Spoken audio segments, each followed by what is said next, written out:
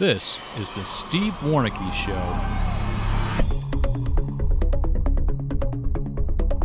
Mass shootings are common.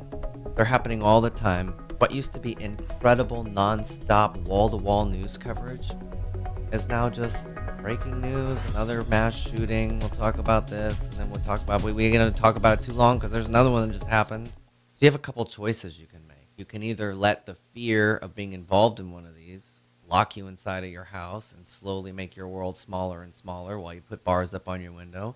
Or you can take some initiative and learn a little bit about things that may be able to help you should you have the terrible misfortune of being faced with an incident like this. As a former police officer, we were taught to evaluate every situation using several different factors. These factors may come in handy for you if you're out and about with your family.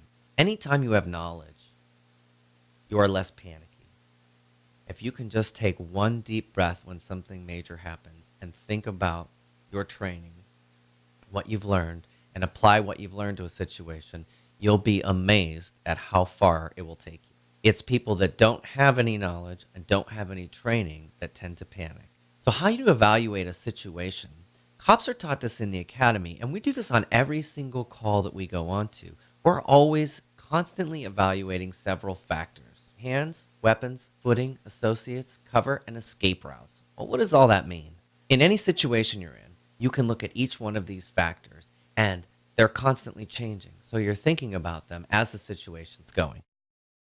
Hands. If somebody's going to hurt you, they have to do it with their hands. I mean, sure, they could maybe fly through the air, wrap their legs around your neck, and snap your neck. But probably not.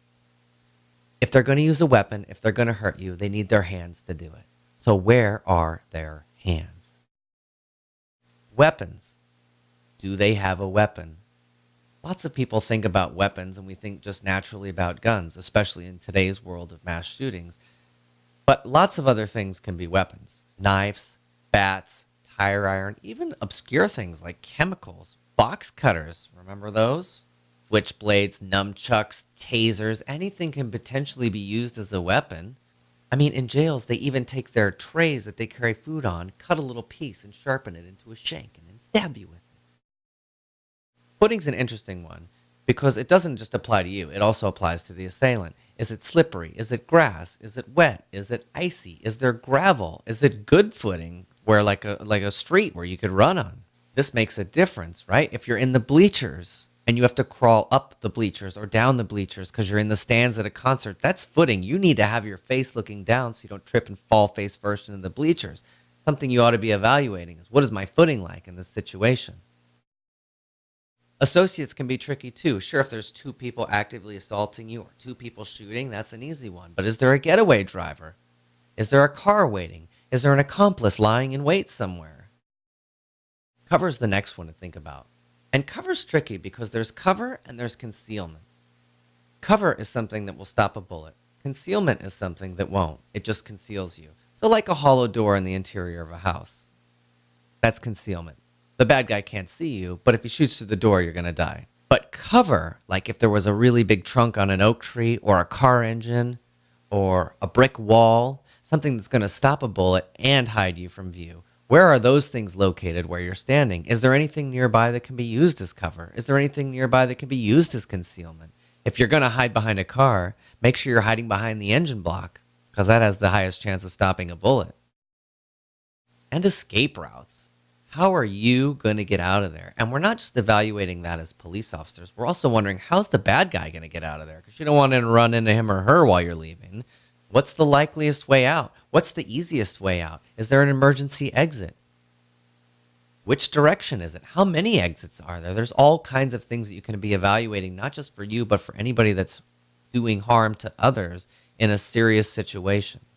I say this in my book, From Boy to Blue. Police develop a really healthy paranoia, but that's because we're taught this and we're going into every situation. And not only are we initially evaluating these things, but they're constantly changing as we're moving and as more people are entering and as the situation is moving from place to place.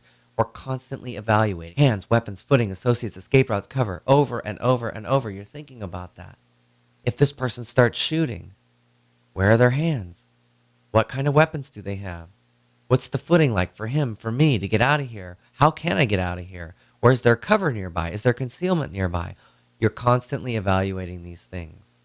Just do it as a practice situation. Next time you go to the mall, next time you go to a restaurant, just run through this in your mind. Just answer those simple questions. Think about those items for a few moments when you're in a situation, just as practice. Obviously, this knowledge isn't necessarily carrying a gun. You may not be able to whip this knowledge out and beat a suspect with it, but it may help you not be victimized in a major event. When I first became a cop, it was so easy to panic and be paralyzed by fear. Cops, whether or not this is for good or bad, get so many chances to practice emergency situations that we get really good in not panicking. It takes a little bit of practice. So God forbid you find yourself in a serious situation like this. Do yourself a favor. Take a half second. Take a deep breath. Remember what you've learned here today. Remember all the times you've practiced this. And run through these items once again in that situation. You may come up with something that'll save your life and the lives of your loved ones. If you want to know more about police tactics, training, the way we're taught, and some of the things that we run through in situations we find so that you can mentally prepare yourself for a major situation, get your copy of my book, From Boy to Blue, available at Amazon. Thanks for listening, everybody. I'm Steve Warneke.